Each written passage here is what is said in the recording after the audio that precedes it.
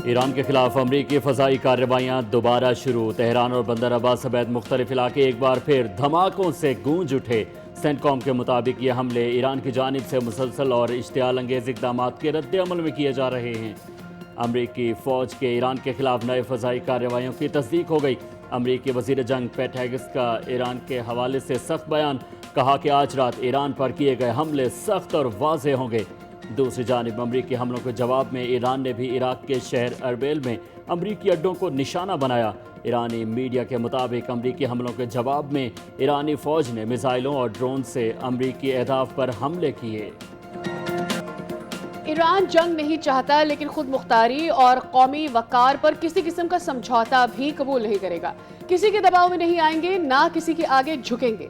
Trump की धमकियों के बाद ईरानी क़यादत का शदीद रद्द-ए-अमल। ईरानी सदर मसूद पेशेज़गियान ने कहा कि ईरान के बुनियादी ढांचे को निशाना बनाने की धमकियां ताकत नहीं बल्कि कौम के अज़्म के सामने कमज़ोरी हैं।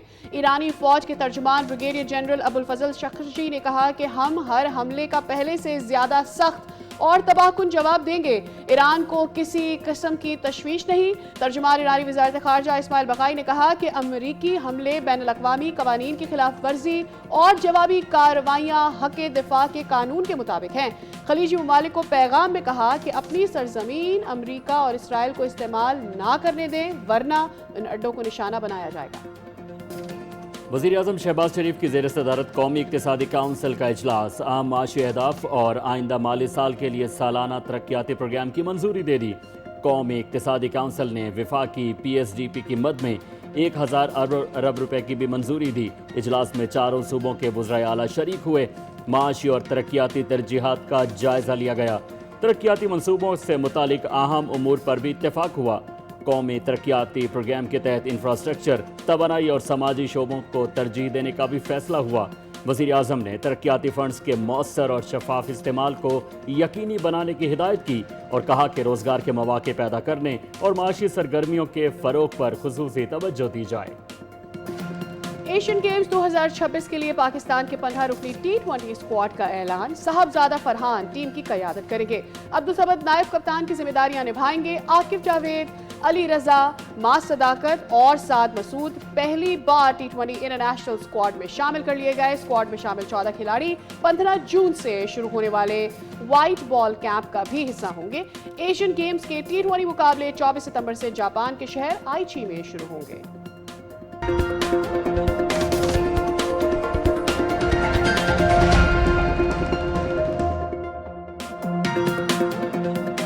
अस्सलाम वालेकुम, सुबह खैर, खुश आमदीद। आप देख रहे हैं दुनिया बोल है और मैं हूं सादिया सामसन और मैं हूं तारिक मसूद अलियानी। उम्मीद करते हैं कि आपकी सुबह बहुत अच्छी गुजरी होगी। हाफ ऑफ द वीकेंड तो गुजर चुका है, तो जो हम इतने दिनों से बात कर रहे थे कि भाई हीट वेव है, तो चलें हाफ वे थ्रू हो गया है। आधा हफ्ता अभी बाकी है। मुल्क में एक जानब हीट वेव की शिद्दत में इजाफे की पेशगोइयाँ हो रही हैं और दूसरी तरफ हम देख रहे हैं कि बारिशें हैं, आंधी है और यालाबारी भी विटनेस की जारी है। यानी मुल्क को मुख्तलिफ और मुतजाद मौसम की सूरत हाल का सामना है। एक तरफ सूरज आग बरसा रहा है और दूसरी जानब महकमा मौसमियात के मुताबिक आइंदा जो चंद रोज़ हैं उसमें हम देख रहे हैं कि मैदानी इलाकों में दर्जा हरारत मामूल से 5 से 7 डिग्री ऊपर जा सकता है। अच्छा, इसके साथ महकमा मौसमियात ने यह भी बताया कि खैबर पख्तूनख्वा के मुख्तलिफ अजला में लैंड स्लाइडिंग, फ्लैश फ्लडिंग और अर्बन फ्लडिंग के खदशात भी ज़ाहिर किए गए हैं, क्योंकि जब बहुत ज़्यादा बारिश होती है तो हो सकती है अर्बन फ्लडिंग भी होती है, फ्लैश फ्लड्स भी होते हैं, पहाड़ों से पानी नीचे आता है जो डिस्टर्ब करता है दरिया को भी। बिल्कुल, खेल के मैदान से भी आपके लिए एक अच्छी खबर है। मौसम की सूरत हाल के हवाले से तो आगे चलकर डिटेल में आपको बताएंगे ही। पाकिस्तान ने 74 साल बाद फुटबॉल का इंटरनेशनल टूर्नामेंट अपने नाम कर लिया है। पाकिस्तान फुटबॉल टीम ने डायमंड जुबली 4 मुल्की इंटरनेशनल फुटबॉल टूर्नामेंट का टाइटल जीतकर एक तारीख रकम की है। फाइनल में पाकिस्तान ने अफगानिस्तान को 0 के मुकाबले में 2 गोल से शिकस्त देकर चैंपियन बनने का एजाज़ हासिल कर लिया है। और ये याद रहे कि पाकिस्तान आखिरी मरतबा 1962 में इस फाइनल तक पहुंचा था और पाकिस्तान ने पूरे इवेंट में शानदार और नाकाबिल शिकस्त कारकर्दगी का मुजाहिरा किया। तो बिल्कुल पाकिस्तान के लिए एक बहुत ही अच्छी खबर है और पाकिस्तान फुटबॉल फेडरेशन के लिए बहुत अच्छी खबर है कि सदर मोहसिन गिलानी ने कौमी टीम को, कोचिंग स्टाफ को और कौम को तारीखी कामयाबी पर मुबारकबाद भी दी है। तो चलिए अब बढ़ते हैं अपनी टॉप स्टोरी की जाने। मशरिक़ के वुस्ता की जो सूरत हाल है वो कशीदा होती चली जा रही है। ऐसे में हम देख रहे हैं कि अब ये शिद्दत जो है लोगों को तशवीश में डाल रही है कि क्या होने जा रहा है। अमेरिका ने ईरान के खिलाफ फ़िज़ाई कार्रवाई दोबारा शुरू की। तेहरान और बंदर अब्बास में धमाके हुए। ईरानी खबर एजेंसी बता रही है कि आबनाए हुर्मुज़ में अमरीकी अफवाज और पासदारान इनकलाब के दरमियान झड़पों की भी इतलात सामने आई हैं। अच्छा, रोज़ाना ऐसा लगता है कि जैसे मामला तय पा गए, अब बस मामला बिल्कुल ठीक हो जाएंगे, फिर उसके बाद एक नई जो है ये खलिश शुरू हो जाती है। बहरहाल आप तमाम जो है हमारे व्यूवर्स उनको बताते चलें कि ईरान और अमेरिका के दरमियान बढ़ती हुई लफ्जी और अस्करी जंग ने आलमी सतह पर तशवीश पैदा कर दी है और एक तरफ वाशिंगटन की जानिब से मजीद कार्रवाइयों की धमकियां दी जा रही हैं, तो दूसरी तरफ तेहरान भी ये कह रहा है कि हम भी अपनी जो किसी किस्म का कोई समझौता नहीं करेंगे। अब सूरत हाल क्या है इस पर बात को मडोर रिटायर खालिद चिश्ती साहब हमारे साथ मौजूद हैं। आप दिफाई तज्ज़ियाकार हैं। खालिद साहब बहुत बहुत शुक्रिया, सुबह खैर। सर, हमने देखा कि एक अपाची गिरता है, उसके बाद ईरान कहता है कि जी ये हमने नहीं किया, पहले अमेरिका कहता है कि हम इसकी तहकीकात करेंगे और उसके बाद सूरत हाल हर दिन कशीदा से कशीदा होती जा रही है। उससे कुछ ही घंटे पहले हमने ये देखा था कि डोनाल्ड ट्रंप की जानिब से कहा गया कि चंद दिनों में सूरत हाल डील की तरफ चली जाएगी। Right now as we speaking इस वक्त भी झड़पें जारी हैं। बहरीन में यूएस की एयरबेस पर जवाबी वार करता है ईरान, फिर कुवैत में ये होता है। व्हाट डू यू थिंक ये सूरत हाल असेस करना एक आम इंसान के लिए तो मुमकिन नहीं हो पा रहा, but with your experience and expertise what do you think is going to be happening in next 24 hours और मे बी इन 2-3 डेज? जी बहुत शुक्रिया सादिया और तारिक, आपका इनवाइट किया आपने, और गुड मॉर्निंग आपके व्यूअर्स को भी। अस्सलाम वालेकुम। जी बिल्कुल आपने ठीक कहा। जब प्रेसिडेंट ट्रंप तकरीबन पिछले दिनों में काउंट के मुताबिक 38 दफ़ा कह चुके हैं कि 2 से 3 दिन में या 4 दिन में या इस वीकेंड पर ये लड़ाई बंद हो जाएगी और हमारा मुआहदा हो जाएगा, और बिल्कुल ठीक बात है कि हम सब कंफ्यूज हो जाते हैं कि एक तरफ वो होता है, फिर फायरिंग और बॉम्बिंग शुरू हो जाती है।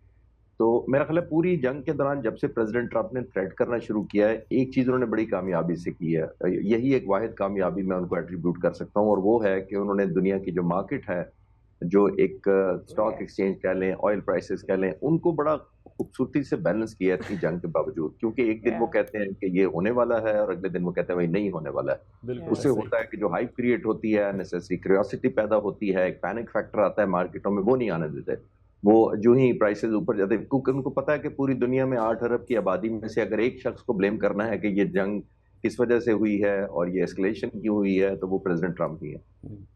ये मेरा ख्याल है वो सबसे ज्यादा उनके लिए बैलेंसिंग करना भी मुश्किल है। एक तरफ उनको पता है कि इजराइल है जो स्पॉइलर है, जो हम देखते हैं कि अपाची हेलीकॉप्टर भी अगर नहीं मान रहा तो फिर पॉसिबिलिटी को स्पॉइलर भी हो सकता है। दूसरी तरफ मिडल ईस्ट के ममालिक है, उनको बैलेंस करना है। तीसरी तरफ जैसे मैंने कहा कि उनकी अपनी जो लोकल पॉपुलैरिटी है वो बहुत कॉम्प्रोमाइज हुई है, अप्रूवल रेटिंग कम है, इलेक्शन आने वाला है, तो तमाम फैक्टर्स में आई थिंक उनको बैलेंस करना मुश्किल हो रहा है।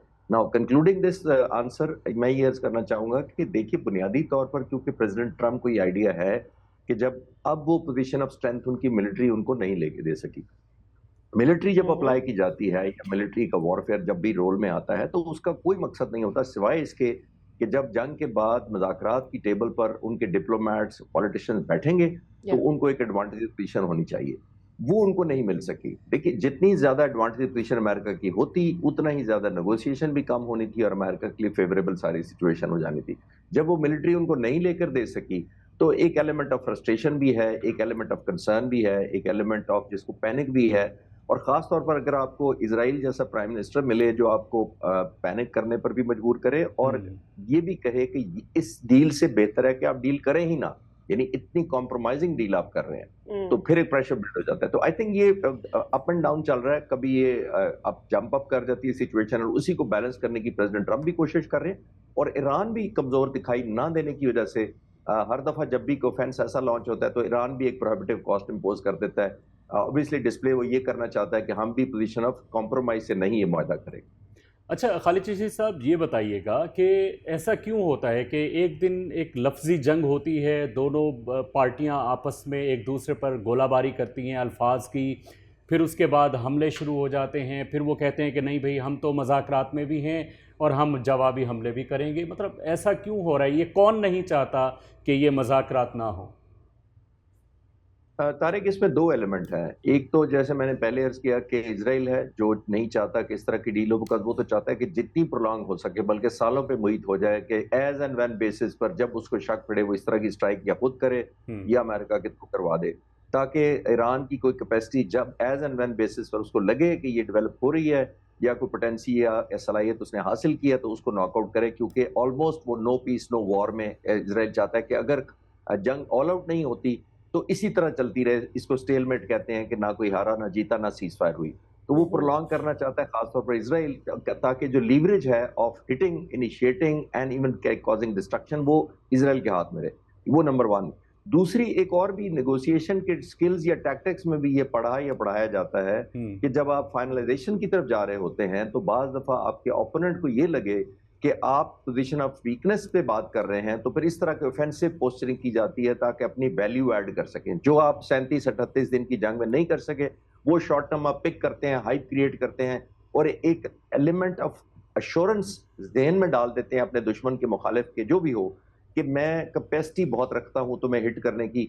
एक इस तरह के पोस्चरिंग से आपको बाज दफा लीवरेज मिल जाती है। लेकिन अनफॉर्चुनेटली अगर अमेरिका के पॉइंट ऑफ व्यू से मैं अनफॉर्चुनेटली कह रहा हूं कि अगर आपका मुखालिफ ईरान जैसा हो तो फिर वो लीवरेज नहीं देता, वो बल्कि काउंटर प्रोहिबिटिव प्राइस इंपोज कर देता है। बिल्कुल Right, but that puts the whole world's economy on jeopardy one more time. I want to say, कि अगर कोई भी एक पार्टी जैसे हम देख रहे हैं कि यूएस तो ऑफेंस कर ही रहा है, इसराइल तो ऑफेंस कर ही रहा है, बट अगर ईरान भी एक तो उसकी बका की जंग है, बिसाइड्स अगर वो तहम्मुल जहाँ नहीं दिखा पा रहा वहाँ पर फिर दुनिया के लिए मसला है। So world is about the time it is thinking कि यार कोई एक तो सब्र करे तो शायद सिचुएशन कंट्रोल हो। क्या ये इस मौके पर सोचना फेयर है मतलब ईरान के लिए अगर ऐसी सोच रखी जाती है?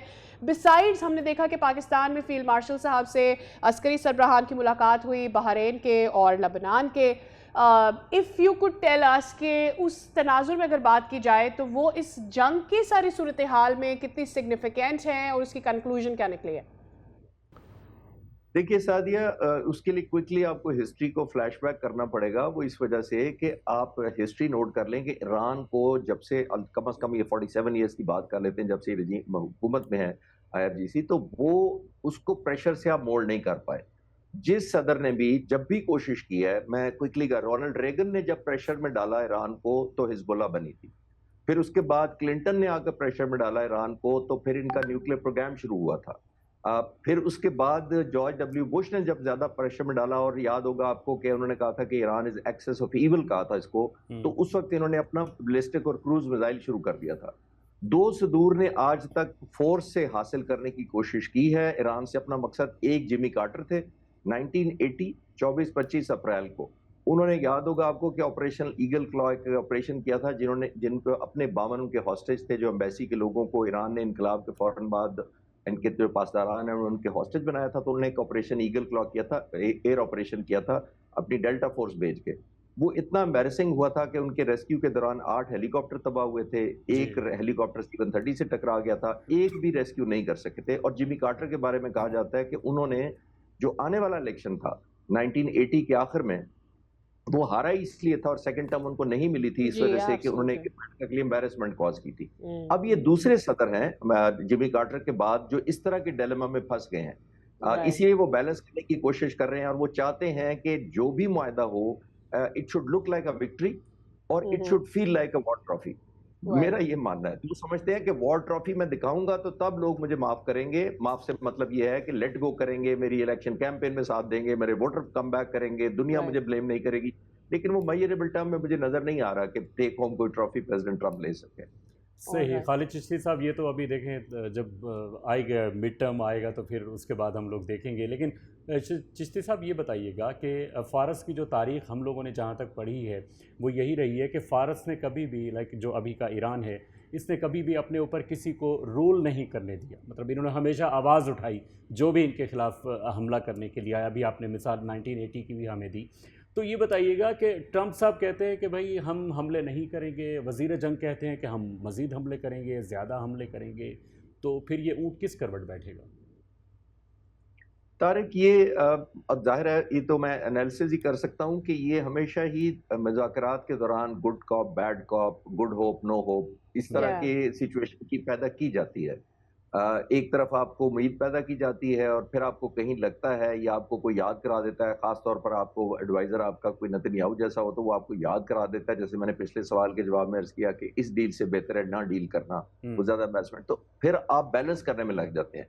कहीं आप कॉम्प्रोमाइज़ इसलिए करते हैं कि आपको वर्ल्ड एस्केलेशन नज़र आती है, ऑयल प्राइसेज़ कहीं चली गई हैं, ब्लेम सारा आप पर हो रहा है, पॉपुलैरिटी कॉम्प्रोमाइज़ हो रही है, तो फिर आप करते हैं कि मुआहदा कर लेना चाहिए। लेकिन जब आप करते हैं तो फिर आपके मुखालिफिन को भी पता लग जाता है कि आप कॉम्प्रोमाइज़ के मोड में आ गए हैं। थोड़ा प्रेशर उधर से भी बढ़ जाता है, फिर आपको खुद भी याद कराने वाले, तो फिर आप कहते हैं कि शायद मैं पोज़ीशन ऑफ वीकनेस पे चला गया हूँ, तो फिर आप इस तरह की शूटिंग भी करते हैं, चाहे वो ईरान की तरफ से हो, चाहे वो अमेरिका की तरफ से हो, ताकि आप ये साबित कर सकें कि मैंने पोज़ीशन ऑफ स्ट्रेंथ से ही मुआहदा करना है, ना कि पोज़ीशन ऑफ कॉम्प्रोमाइज़ या वीकनेस से करना है। तो आई थिंक ये विदिन भी उनको क्लैरिटी नहीं है। और एक आखिरी जुमला इसके ऊपर, जो तारिक आप जिस तरफ इशारा कर रहे हैं कि डिफेंस मिनिस्टर कुछ कहते हैं और अमेरिकन प्रेसिडेंट, वो इसलिए भी है कि प्रेसिडेंट ट्रम्प जो ऑलमोस्ट वन मैन आर्मी है, वो अपना डिक्टेट करते हैं, जो उनका ट्रेडिशन, रिकॉर्ड, पिछला टेन्योर भी और इस दफा भी है। आप जरा विजुलाइज करेंगे, 18 इंटेलिजेंस एजेंसियां हैं अमेरिका में जो सदर को रिपोर्ट करती हैं अप्रोक्सीमेटली। तो 18 के 18 ने ये तो नहीं कहा होगा ना कि आप ईरान पे हमला करें, जंग जीत जाएंगे। बहुत सारी एजेंसीज ने ये मना किया था, लेकिन उन्होंने नहीं मानी। तो इसलिए आप फर्क देख रहे हैं, तजाद देख रहे हैं, क्योंकि मिनिस्टर कुछ कहते हैं, वो कुछ कहते हैं, क्योंकि वो आमतौर पर मानते नहीं है और वो वही बिलीव करते हैं जो वो समझते हैं कि उन्हें बिलीव करना है। इसको डिल्यूजन कहते हैं कि you tend to believe what you think is right.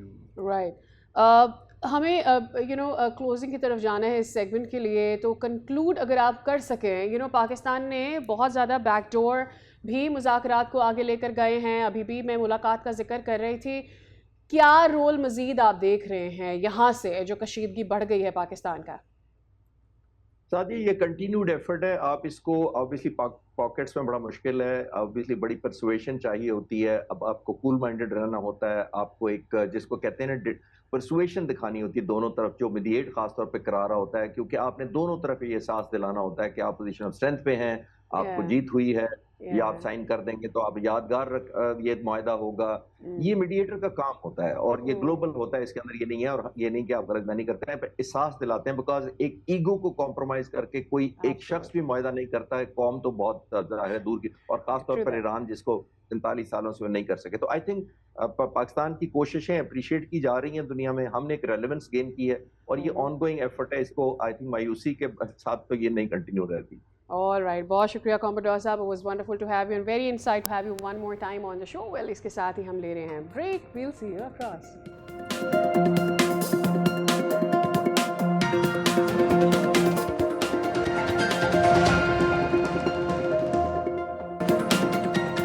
Welcome back. बात कर लेते हैं कुछ मौसम की सूरत हाल के हवाले से भी। अभी शो के शुरू में हम आपको बता रहे थे कि हीट वेव का खदशा है, तो ऐसे में जनूबी पंजाब भी हीट वेव की लपेट में ही है। शदीद गर्मी है, दर्जा हरारत 44 डिग्री सेंटीग्रेड से तजावुज कर चुका है और हीट वेव के बाइस लोगों के मुतासर होने का खतरा बढ़ गया है। इस पर पहले मुल्तान से हमारे कॉरेस्पॉन्डेंट हमारे साथ मौजूद हैं जावेद इकबाल, उनसे सूरत हाल जानते हैं और उसके बाद मुजफ्फरगढ़ का भी रुख करेंगे। तो बताइएगा जावेद, इस वक्त मुल्तान में क्या गर्मी की सूरत हाल है और अगले चंद दिनों में टेम्परेचर कितना जाएगा?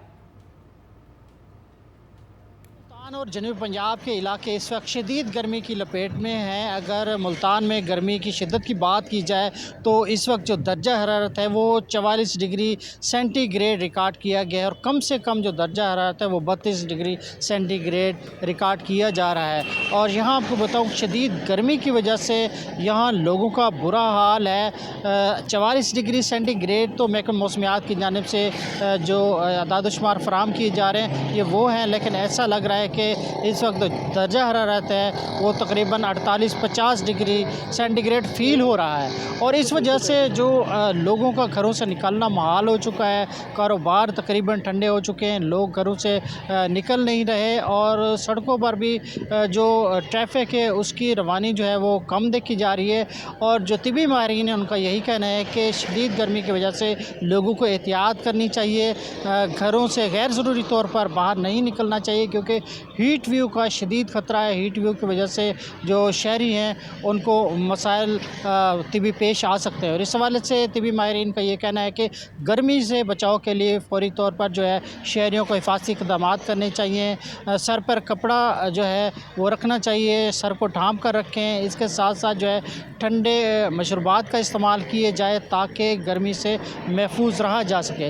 महकमा मौसमियात का ये भी कहना है कि मुल्तान में और गिरदोनवा के इलाकों में आइंदा 24 घंटे के दौरान जो है दर्जा हरारत ज़्यादा रहेगा। और बहुत इस शुक्रिया हवाले से जावेद इकबाल अंबर, आप मुल्तान से हमें आगाह कर रहे थे। और मुल्तान के बाद अब बात हो जाए उसके वेरी नेक्स्ट सिटी मुजफ्फरगढ़ की, जहां दर्जा हरारत बाजी लेकर 49 तक पहुंच चुका है। और मज़ीद तफसीलात हम लोग जानेंगे अपने नुमाइंदे राव कामरान से। जी राव कामरान, आगाह कीजिएगा मुजफ्फरगढ़ के हवाले से।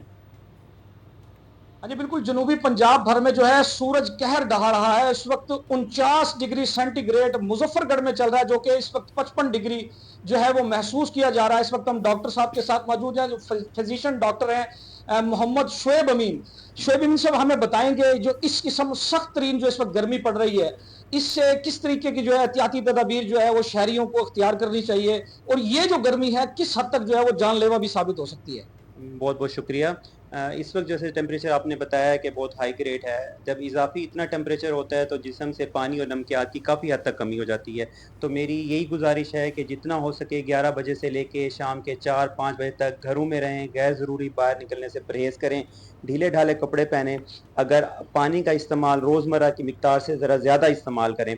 और आपको अगर किसी बंदे को कोई गर्मी से अगर वापस लौट के आ रहा है, किसी को चक्कर आ रहे हैं या किसी को बेहोशी तारी हो रही है, तो उसको जल्द अज जल्द आप हॉस्पिटल उसको लेके जाएं ताकि उसको इब्तदाई तिबी उसको जो भी सूरत हाल से निपटा जा सके। अगर इस तरह से अगर आप पेशेंट को अगर डिले हो गया अस्पताल पहुंचने के अंदर, तो उसको कॉम्प्लिकेशंस भी हो सकती हैं, जिसके अंदर उसको हीट स्ट्रोक की वजह से उसकी जान भी जा सकती है। तो ये वो अलामात हैं जिसमें चक्कर का आ जाना, घबराहट हो जाना और उल्टी मतली की कैफियत होना, या उल्टी पुल्टी बातें करना। अगर ऐसी सूरत हाल है, फ़ौरन उसको पानी दें, उसको गीला करें, उसको नहला दें और उसको फ़ौरन हॉस्पिटल लेके जाएं। हाँ जी, तमाम तर एहतियाती तदाबीर हमें डॉक्टर साहब ने बताई कि घर से जो है वो कम से कम बिला वजह घर से निकला ही ना जाए। जरूरत के तहत घर से निकलें, गीला कपड़ा सर पर रखें और पानी ज्यादा से ज्यादा पिएं। जी ठीक है, बहुत शुक्रिया राव। इस हवाले से आप हमें डिटेल से आगाह कर रहे थे। तो जनूबी पंजाब में तो प्रेडिक्शन है आगे मजीद गर्मी और बढ़ेगी। ऑलरेडी मुजफ्फरगढ़ में टेम्परेचर 49 तक जा चुका है। दीगर शहरों की क्या सूरत हाल रहनी है, इस पर बात करते हैं। इरफान विर्क साहब हमारे साथ मौजूद हैं, आप डायरेक्टर महकमा मौसमियात हैं। बहुत शुक्रिया इरफान साहब आपके वक्त के लिए। Very very good morning to you sir. सबसे पहले तो बड़े शहरों की और भी बात करेंगे, जनूबी पंजाब में ये सूरत हाल कब तक रहनी है, ये बता दीजिए सबसे पहले। देखिए, जो जनूबी पंजाब और ख़ास तौर पे जो हमारे सिंध और जनूबी बलूचिस्तान के इलाके हैं, इसमें तो हम एक्सपेक्ट कर रहे हैं आज भी गर्मी है और कल भी गर्मी होगी, ख़ास तौर पे सिंध के जो इलाके होंगे। अलगरज जनूबी पंजाब में जो है आज रात को जो है, आज दिन में तो गर्मी होगी लेकिन आज रात में आज शाम रात को हम एक्सपेक्ट कर रहे हैं कि वहाँ पर मुख्तलिफ इलाकों में आंधी के साथ चंद मकामात पर जो है वो बारिश भी हो सकती है, जिससे जो थोड़ा सा जो है ना जनूबी पंजाब में कुछ बरीक लग सकता है। ताहम जो सिंध और जनूबी बलूचिस्तान के इलाके हैं, यहाँ पर जो है वो गर्मी की शिद्दत आज और कल बरकरार रहेगी। जी ठीक है। सिंध की सूरत हाल, आपने कहा कि गर्मी की सूरत हाल बरकरार रहेगी। एक तो कराची शहर का बता दीजिएगा, इसके अलावा कौन से शहर हैं जिनके टेम्परेचर हाईएस्ट होंगे सिंध में? देखिए, जो सिब्बी के इलाके हैं, जनूबी बलूचिस्तान के इलाके, इसके अलावा दादू, मोजोदड़ो और इसके गिरदोनवा के इलाके, जैकबाबाद के इलाके, यहाँ पर शदीद गर्मी होगी। इसके अलावा जो कराची के इलाके होंगे, यहाँ पर भी हम एक्सपेक्ट कर रहे हैं आज और कल शदीद गर्मी के चांसेस है, क्योंकि कराची में अगर टेम्परेचर आपका 38 डिग्री सेंटीग्रेड से 2-3 डिग्री भी अगर राइज कर गया, 40 को टच कर गया, तो नमी जो है वो ऑलरेडी उधर होती है, तो वो फील लाइक टेम्परेचर जो है ना कराची में काफ़ी बढ़ सकती है।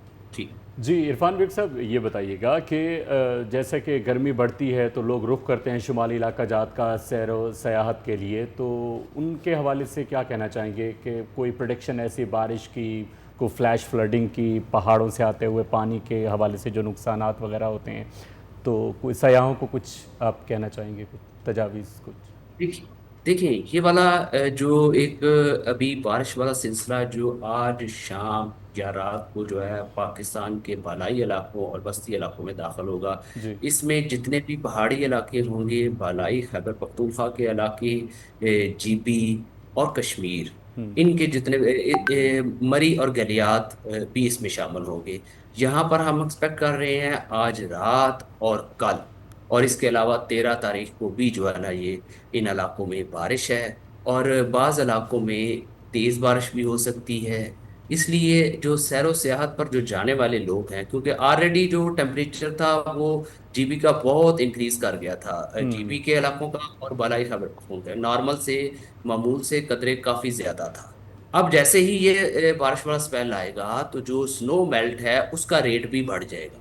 जब ओके। स्नो मेल्ट का रेट, उससे जो दरियाओं में पानी की मकदार जो है वो भी बढ़ जाएगी। इसलिए सैरो सयाहत पर जाने वालों के लिए हम यही कहते हैं कि वो रिवर बेड से दूर रहें और दरियाओं की तरफ रुख ना करें। जी।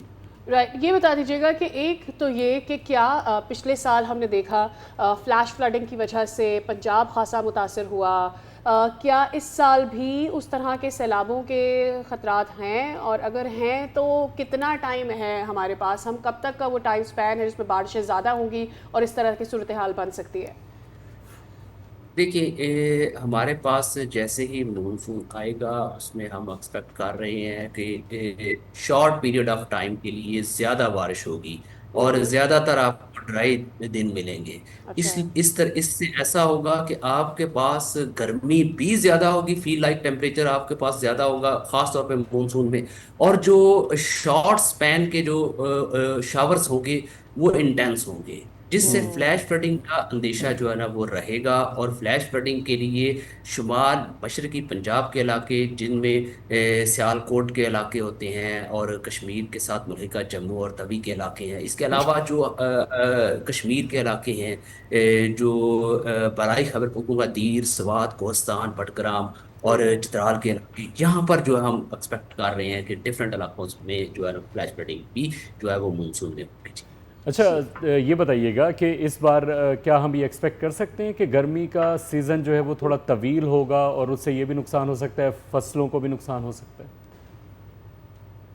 देखिए जैसे मैंने कहा ना कि मानसून में ड्राई पीरियड्स आपके पास ज्यादा आएंगे, जब क्योंकि बारिश वाले स्पेल जो है वो इंटेंस होंगे, शॉर्ट पीरियड ऑफ टाइम होंगे।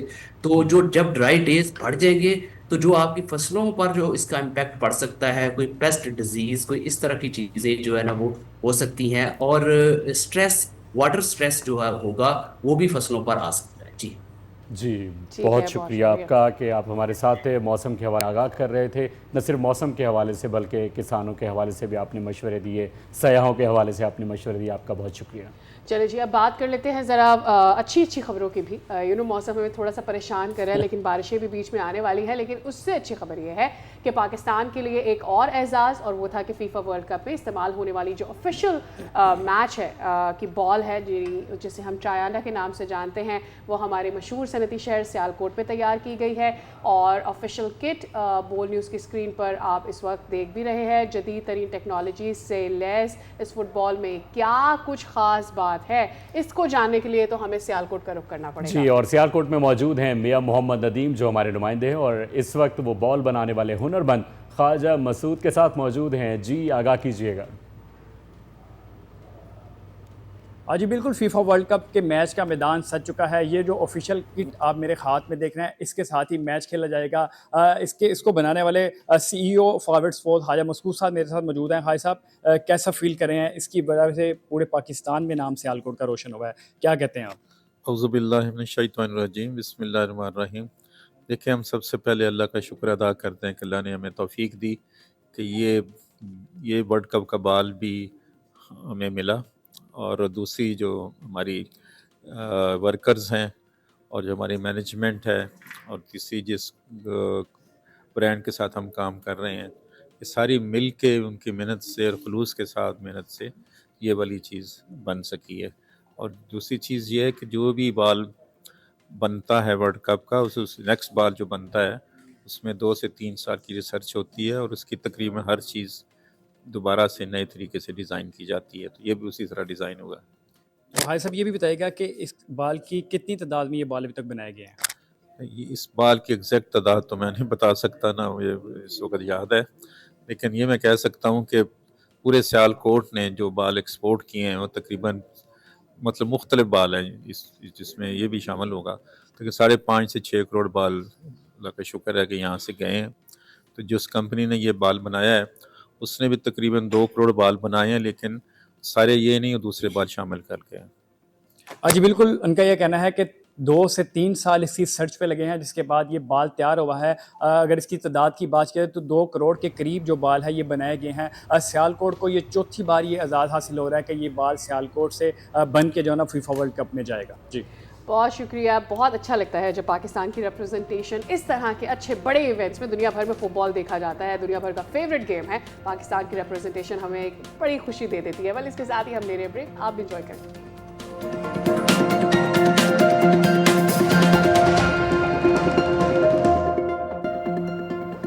Welcome back again. हमें एक दफ़ा फिर से ज्वाइन करने के लिए आपका बहुत बहुत शुक्रिया। जब हमारी नस्लें परवान चढ़ रही होती हैं और वो पढ़ाई अपनी कंप्लीट कर रही होती है, अब्रॉड जा रही होती हैं, तो हमारी बतौर कौम हमें बड़ी खुशी होती है कि हमारे बच्चे जो हैं वो हायर एजुकेशन हासिल करें और पाकिस्तान को आके सर्व करें, या फिर किसी भी मुल्क में मौजूद हों तो लीगली वहाँ पर रहें और पाकिस्तान का नाम भी रोशन करें।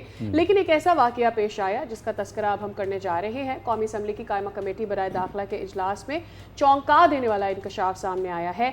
10,000 पाकिस्तानी बरतानिया का स्टूडेंट वीज़ा उन्होंने लिया और फिर वहाँ जाकर उन्होंने अजाइलम ले लिया, यानी सियासी पनाह हासिल कर ली। DGFIA के मुताबिक गैर कानूनी इमिग्रेशन और वीज़ा कवानीन के गलत इस्तेमाल से पाकिस्तान की ऑब्वियसली साख मुतासर होती है, लेकिन साथ साथ यूरोपीय ममालिक भी इस मामले पर तशवीश का इजहार कर चुके हैं। अच्छा, इस हवाले से यूरोपीय ममालिक के अलावा सेंट्रल एशिया के ममालिक और इसके साथ साथ बेलारूस, आज़रबाईजान, मलाइशिया और उज़्बेकिस्तान के रास्ते गैर कानूनी तौर पर नकल मकानी के रुझानात में भी इजाफा हुआ है और रवा बरस हज़ारों अफराद को सफरी दस्तावेज़ात में खामियों और इसके साथ साथ मुश्तबा सरगर्मियों के बायस ऑफलोड कर दिया गया। एब्सोल्युटली, इसी पर बात करते हैं। सजाद बाजवा साहब हमारे साथ मौजूद हैं। आप साबिक डायरेक्टर हैं FIA के लिए। सजाद साहब, बहुत बहुत शुक्रिया आपके वक्त के लिए। सुबह खैर। सर, इस तरह के वाक़यात इससे पहले भी रिपोर्ट हो चुके हैं, लेकिन स्टूडेंट वीज़ा पर ऑब्वियसली एक सेट अमाउंट लोग बच्चे लेकर जाते हैं, वहाँ फ़ी जमा करवाते हैं। यहाँ से जब अजाइलम लेना होता है तो शुरू में तकरीबन गालिबन 3 महीने का टाइम होता है कि आप अजाइलम अप्लाई कर सकते हैं, उसके बाद आप नहीं कर सकते। तो ये रुझान पाकिस्तान के साख को तो नुकसान पहुंचा रहा है, लेकिन ये तरीक़ाकार भी बहुत गलत है। मतलब अपेरेंटली भी अगर किसी को अजाइलम लेना भी हो, सियासी पनाह हासिल करनी भी हो, ज़रा हमें बताइएगा कि ये क्या हो रहा है, किस तरह से बच्चे वहाँ पहुँचते हैं और फिर वहाँ पर जाकर क्या होता है। हर चीज की कुछ ना कुछ वजूहात होती हैं, हमें उस पर मद्देनजर रखना चाहिए। जहाँ तक यूके का ताल्लुक है, देखें, अगर आप कहेंगे ना कि इलीगल इमिग्रेशन का, असाइलम का, आप 23-24 की रिपोर्ट देखें कि यूएस में 95,000 जो इंडियन थे वो इलीगल एंटर हुए थे। 95,000, ठीक है, जो बॉर्डर क्रॉसिंग की इलीगल। तो ये दुनिया में ये चलता है। अब दूसरा आ गया, मैं यूके पे आऊंगा कि यूके की जहाँ तक बात है कि यूके ने पिछले 2-4 साल में अपनी जो इमिग्रेशन पॉलिसीज हैं, अपनी जो स्टूडेंट वीजा से रिलेटेड जो पॉलिसीज हैं, वो कितनी चेंज की है। अब ये 10,000 जो फिगर है, ये क्या अभी कुछ 6 माह में गया है, 1 साल में गया है, ये पिछले 3-4 साल में ये गई है, 5 साल में गई है, कितने अर्से में ये लोग गए थे जिन्होंने वहाँ पे क्लेम किया। यूके में देखिए, अभी हमारे जो बच्चे हैं उनको काफी हद तक इसमें जो है अवेयरनेस हो गई है कि यूके में जो लोग जाते थे वो सिर्फ स्टडी के लिए नहीं जाते थे, वहाँ पे सेटलमेंट होने के लिए जाते थे। और जहाँ तक अगर सेटलमेंट नहीं थी तो सिर्फ एजुकेशन पे इतने लोग स्टडी पे इन्वेस्ट करने को तैयार नहीं थे। कुछ लोगों का होता है कि अभी हम यहाँ से किसी और मुल्क में निकल जाएंगे, और कुछ लोगों का होता है कि हम वहाँ पे सेटल हो जाएंगे। जब उन्होंने इमिग्रेशन की पॉलिसी चेंज की तो उसके बाद जो लोग जा चुके थे, बच्चे वहाँ पहुंचे हुए थे, और फिर उन्होंने कोई ना कोई अपना रास्ता निकाल दिया है कि हम वहाँ पे इतना इन्वेस्टमेंट करके आए हैं तो हम स्टे करें। और सेकेंडली फिर आप देखेंगे पाकिस्तान के अंदर क्या हालात है। हमारे जो यंग जनरेशन है, जो बच्चों है, क्या हम इतनी जो जॉब अपॉर्चुनिटी क्रिएट कर रहे हैं, क्या हमारी कोई इंडस्ट्री लग रही है, हमारे को नए बिजनेस शुरू हो रहे हैं कि जहाँ पे जो हमारे बच्चे जो अभी पढ़ रहे हैं, जो निकल रहे हैं स्कूलों से या कॉलेजों से, क्या हम उनको एडजस्ट करने के काबिल हैं? हमारे जो डॉक्टर्स इंजीनियर्स हैं, बाकी को छोड़ दें, जो डॉक्टर्स और इंजीनियर्स की जो पे पैकेज यहाँ पे है, क्या उसमें तो आपको चपरासी भी भर्ती नहीं होता। अब अच्छा डॉक्टर्स की देखिए, तनख्वाह आप जो है, बात 50 बिल्कुल ठीक कर रहे हैं सजाद साहब यहाँ तक, लेकिन इसके आगे सियासी पनाह से मामलात गलत हो जाते हैं। बच्चे यहाँ से जाते हैं, वो वहाँ जाते हैं और ये सोच कर जाते हैं मोस्टली कि वहाँ जाकर उन्होंने जॉब्स ढूंढ लेनी है। कुछ बच्चे वहाँ जाकर और जॉब्स भी करते हैं जब तक कि उनको उनकी कोई प्रोफेशनल जॉब नहीं मिल जाती, अपना खर्चा भी चलाते हैं। सो वन, ये सारी चीज़ें सही हैं। इसमें कुछ छोटी मोटी इलीगैलिटीज़ भी हो सकती है कि अगर 5 घंटा अलाव है तो 10 घंटे काम कर रहे हैं, 7 घंटे काम कर रहे हैं, छुप के काम कर रहे हैं, ये सारी चीज़ें यहाँ तक ठीक है। लेकिन सियासी पनाह ऑल टुगेदर एक बहुत ही अलग मामला है। सियासी पनाह की आपकी वैसे भी लीगल लिमिट होती है। इसके अलावा सियासी पनाह तो आप तब लेना जब आपकी जान को कोई खतरा है। तो पाकिस्तान में से अगर 10,000 बच्चा बाहर जाके पढ़ना चाहता है पहले, और वहां जाकर उसकी जान को कोई खतरा हो जाता है या उसका फ्यूचर यहाँ पर सेफ नहीं होता।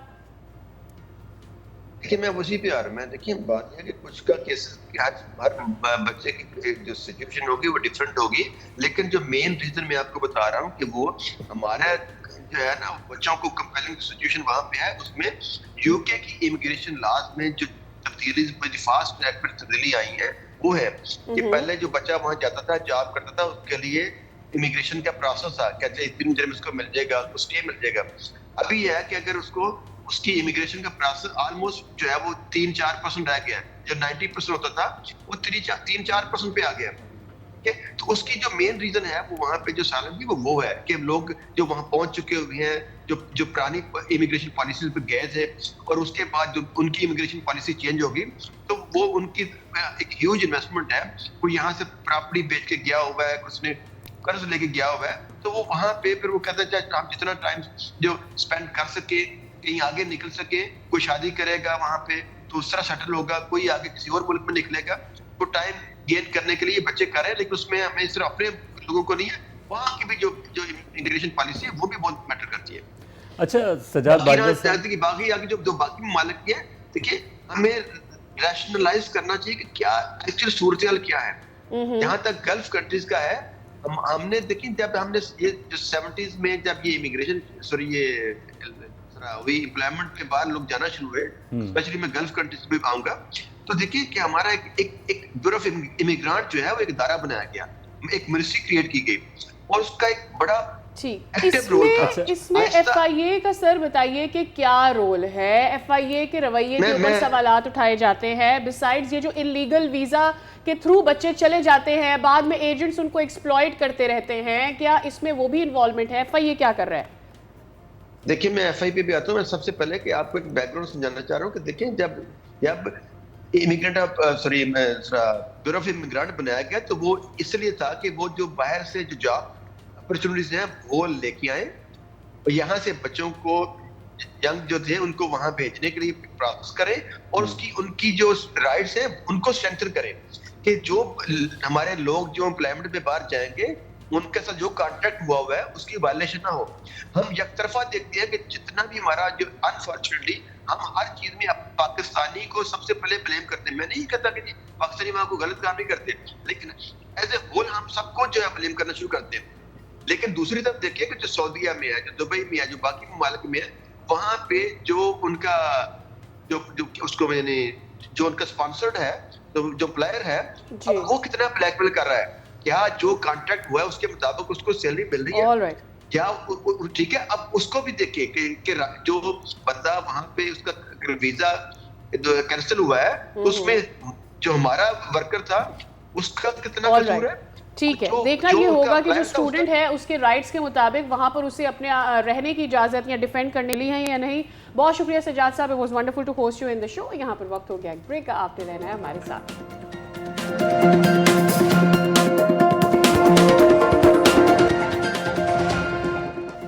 Welcome back. और अब बात कर लेते हैं बजट की, और आइंदा माली साल के बजट में दरामदी इलेक्ट्रिक व्हीकल्स के हवाले से हम जिक्र करना चाह रहे हैं। रोज़ हम बात कर रहे होते हैं, किसी सेक्टर को टच कर रहे होते हैं, उस हवाले से डिटेल्स, फ्यूचर क्या है, इस बजट में क्या एक्सपेक्टेशंस हो रही हैं, ये आपको बताते हैं। मकामी ऑटो इंडस्ट्री पर टैक्स पॉलिसी में बड़ी तब्दीलियों की तैयारी इस बार की जा रही है, और सोर्सेज ये बता रहे हैं कि IMF ने दरामदी इलेक्ट्रिक जो गाड़ियां हैं इन पर टैक्स में कमी की मुखालफत करते हुए उन्हें माहौल दोस्त के बजाय लग्जरी आइटम करार दे दिया है। अच्छा, इसी तनाजुर में हुकूमत से ये मुतालबा भी किया गया कि दरामदगी जो EV गाड़ियाँ हैं उन पर सेल्स टैक्स 1% से बढ़ाकर 25% किया जाए। दूसरी जानिब वज़ीर आज़म शहबाज शरीफ ने मकामी सनत में रोज़गार के तहफ़्फ़ुज़ और मकामी मैन्युफैक्चरिंग को फ़रोग़ देने की हिदायत भी जारी की है। तो जनाब, वो सारे लोग जो कि अब आजकल एड्स देख रहे थे ना, EV कार्स तो सोच रहे थे कि यार एक छोटी गाड़ी भी नहीं उनसे अफोर्ड हो रही है तो ये EV ले लेंगे। Now get ready, it's going to get expensive. इसी पर बात करते हैं। मशहूद अली खान हमारे साथ मौजूद हैं, ऑटो पॉलिसी एक्सपर्ट हैं। मशहूद साहब, बहुत बहुत शुक्रिया आपके टाइम के लिए। मुझे ऐसा लगता है कि ये ऑटो की जो इंडस्ट्री है ये हर साल एक अलग तरीके से सफ़र करती है। वी फाइंड न्यू वेज कि किस तरह से इस इंडस्ट्री से सफ़र करना है। मेरा सबसे बड़ा जो इस वक्त क्वेश्चन है वो EVs के हवाले से ही है। इतना इनकरेज कर रहे थे कि जी माहौल दोस्त गाड़ियाँ लें, सस्ती भी हैं, इस्तेमाल करें और अफोर्डेबल है। अब इनके ऊपर भी टैक्स लगने जा रहा है। क्या IMF को बताया जा सकता है कि थोड़ा लॉन्ग टर्म पॉलिसी बनाई जाए, पाकिस्तानी अवाम पर मजीद बोझ ना डाला जाए? जी, अस्सलाम वालेकुम। सबसे पहले आपका शुक्रिया, thank you very much. Welcome sir. देखें, सवाल के दो जवाब हैं। ओके। 2016-2021 की एक ऑटो पॉलिसी थी, पाकिस्तान गवर्नमेंट ने दी थी, और 2021 और 2026 जून 2020 खत्म होगी। इस पॉलिसी के तहत आप देखें पाकिस्तान में नए SUVs आए, कोरियंस भी और चाइनीज भी। एक्चुअली 10 साल हो चुके हैं इस पॉलिसीज में। इसमें जो चीज़ का एडवांटेज गवर्नमेंट ऑफ पाकिस्तान ने इनको दिया था एज ए इन्वेस्टर, पाकिस्तान में इन्वेस्टमेंट करें और अपने प्लांट, असेंबली प्लांट यहाँ लगाएं, वो उसमें ये लोग कामयाब हुए। मगर एक पीस जो चीज़ इन्होंने मिस की है वो लोकलाइजेशन है। पाकिस्तान में वो पार्ट्स लोकलाइज नहीं करा पाए जो इनको करने चाहिए थे। आज अगर ये टैक्स लग रहा है, देखें, एक तो ये आप और मैं ये बात मान लें, हम और आप कितनी अपनी सैलरी से टैक्स कटवाएंगे? एब्सोल्युटली। तो ये तो एग्री कर लें, तो हम तो एक्सट्रीम लेवल्स पे आए हैं।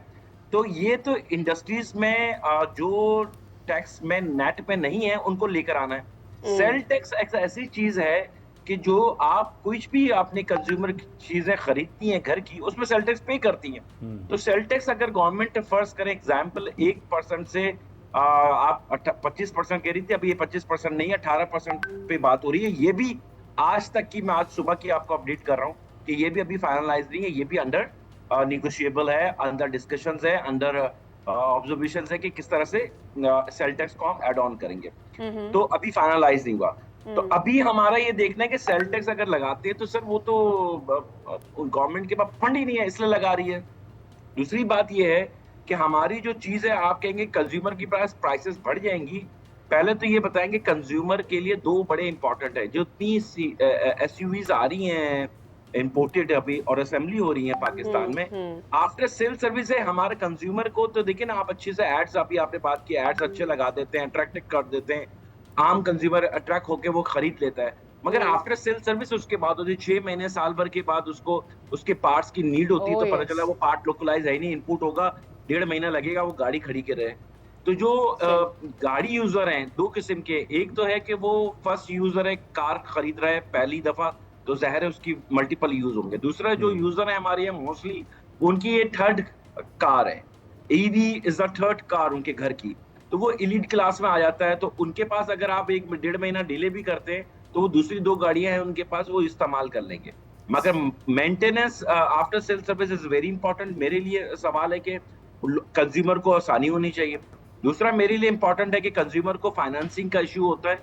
3 मिलियन इस वक्त स्टेट बैंक दे रहा है, अगर वो 8 बिलियन पे चली जाएगी तो फाइनेंसिंग की इंस्टॉलमेंट आसान हो जाएगा। मेरे लिए कंज्यूमर इंपॉर्टेंट है कि अगर उसको आप 3 साल की इंस्टॉलमेंट दे रहे हैं, आप उसको 7 ईयर्स की इंस्टॉलमेंट प्लान दे देंगे तो वो उसके लिए सूदमंद होगा। ये मेरी पॉइंट ऑफ व्यू। दूसरा पॉइंट ऑफ व्यू मेरा is very clear, government Pakistan से भी है और OEM से भी है जो असेंबली कर रहे हैं, कि आप पाकिस्तान में लोकलाइज करें। कि आप जो कह रहे हैं कि कंज्यूमर के पास प्राइसेस इंक्रीज ना हो, तो वो प्राइसेस कंट्रोल हो सकती है कमी की जा अच्छा सकती है चले, अगर लोकलाइज तो localization सर हो। बहुत बड़ी बात हो जाएगी। इधर तो हम बाकी मतलब हम तो चले ये ईवीज की बात कर रहे हैं, ईवीज के अलावा भी हमें हमारी जो फ्यूल व्हीकल्स हैं हम उनके पार्ट्स कहाँ कर पा रहे हैं यहाँ पर। So there is this huge gap, और इसी वजह से प्राइस हाइक भी है ना। कभी हम इंपोर्ट नहीं करना चाहते, गाड़ियां बंद कर देते हैं, कभी ऑल ऑफ अ सडन हम छोटी गाड़ियों के लिए खोल देते हैं। So there is not a long term policy in general. तो उससे ये कैसे फ्लरिश कैसे करेगी ये इंडस्ट्री पे? ये बहुत बड़ा नुक्ता है जो आपने अपनी प्रेजेंटेशन में दिया है कि अनफॉर्चुनेटली हम लोग इंडस्ट्रियल पॉलिसी जो है लॉन्ग टर्म में अनाउंस नहीं कर पा रहे, इसलिए कि हम विजन नहीं हमारा रख रहे। लेकिन ये पॉलिसी 2 साल 3 साल या 5 साल की नहीं है, एटलीस्ट 10 ईयर्स तो होना चाहिए ना। और 10 ईयर्स में हमारी लोकलाइजेशन, देखिए किसी भी मुल्क में कोई ना कोई एक हम कहते हैं ना कि किसी न कंट्री की कोई ना कोई की फीचर्स होते हैं। हम क्या एग्रीकल्चर है, हम पहले ये डिसाइड कर लें। हम इंडस्ट्रियलिस्ट हैं, इंडस्ट्रियल कंट्री है, हम ये डिसाइड कर लें। हम इंपोर्ट बेसिक कंट्री है, हम ये डिसाइड कर लें। एक्चुअली हम हर एक किश्ती में बैठना चाहते हैं और हर एक किश्ती का मजा लेना चाहते हैं, और उसके बाद अल्टीमेटली हम ये डिसाइड कर पाते हैं कि हम कुछ भी नहीं है। ना हम एग्रीकल्चर में अपनी पोजीशनिंग बना सके हैं, ना इंडस्ट्रियल में हम बना सके हैं, ना इंपोर्ट पे। तो पाकिस्तान को रियलाइज करना चाहिए, आपकी 100% एग्री के लॉन्ग टर्म होनी चाहिए पॉलिसीज। और लॉन्ग टर्म पॉलिसी का फायदा ये होता है कि नेशनल इंटरेस्ट में हम चीजें बनाए जाते हैं और पाकिस्तान में वो चीजें बनानी पड़ेंगी। आपने कहा फ्यूल बेस्ड व्हीकल्स में हमारे यहाँ लोकलाइजेशन नहीं है, नहीं लोकलाइजेशन है। देखिए वहां पे भी अगर 5 मॉडल है ना, तो उसके 2 मॉडल में आप देखेंगे 65 75 लोकलाइजेशन हुई है। मगर इसकी अगर कंटिन्यूटी तसलसल रहता तो ये अब तक हम अच्छी पोजीशंस में आते हैं, और हर कोई पाकिस्तान में आने से पहले बेसिक चीजें तो लोकलाइज कर सकता था ना। तो ये माइंडसेट्स का गेम है कि पाकिस्तान की मार्केट में हम इंपोर्ट बेस्ड या असेंबली बेस्ड चीजें लेकर आए और उसको सेल आउट करें, या हम इसमें लोकल कंटेंट या एलिमेंट हम उसका 25-50 या 60% तो यूज करें। This is the important thing जो रिक्वायर्ड है, और गवर्नमेंट को ये रियलाइज होना चाहिए। हम फंडिंग प्रोग्राम में है इसलिए कि फंड्स नहीं है। अगर इंपोर्ट बेस्ड इकोनॉमी पे हम फोकस करेंगे तो जो बचा कुचा फंड्स है ये भी हाथ से निकल जाएगा, और आप जैसे लोगों पे, हम सैलरी लोगों पे प्रेशर आएगा कि हम अपना टैक्स बढ़ाते जाएं। तो मुल्क के लिए इंपॉर्टेंट है कि लॉन्ग टर्म पॉलिसी होनी चाहिए, मुल्क के लिए इंपॉर्टेंट है कि इंडस्ट्रियल पॉलिसी होनी चाहिए, मुल्क के लिए इंपॉर्टेंट है कि लोकल हो, आप जो पहन रहे हैं खा रहे हैं उसमें लोकल कंटेंट ज्यादा हो, लोकल चीजें हमारी इस्तेमाल हो। वी कैन बी प्राउड कि हम पाकिस्तान में लोकल चीजें हम बना रहे हैं। then comes a question कि एक तो ये है कि पार्ट्स लोकली क्या हम मैन्युफैक्चर कर सकते हैं, बट बात ये कि हम अपनी गाड़ी लोकल क्यों नहीं बना सकते हैं।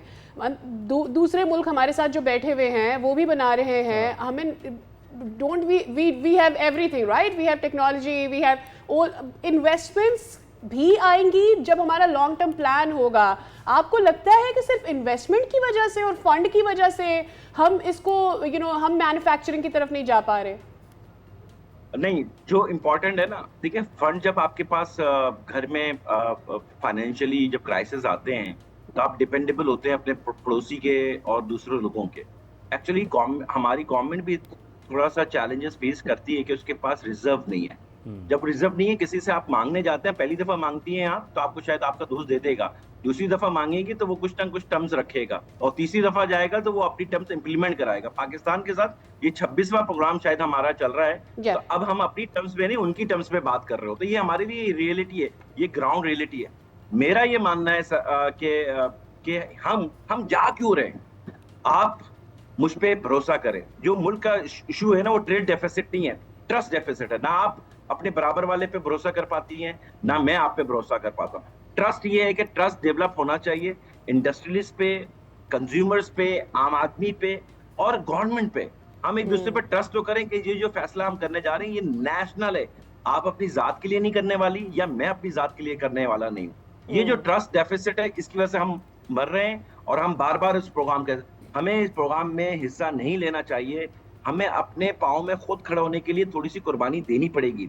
हमें चीज़ों को रियलाइज करना पड़ेगा। हमारे पास फैसिलिटीज भी हैं, स्किल्स भी है। अल्लाह ताला ने हमें बहुत अच्छे यंग यूथ दिया है जो टैलेंटेड है और हमसे ज़्यादा स्मार्ट है।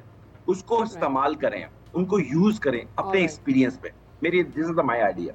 All right, thank you so much Mashhood साहब। उम्मीद ही कर सकते हैं कि जेड है वो पॉलिसी के लिए, ख़ास करके ऑटो पॉलिसी के लिए कुछ अच्छा लेकर आए।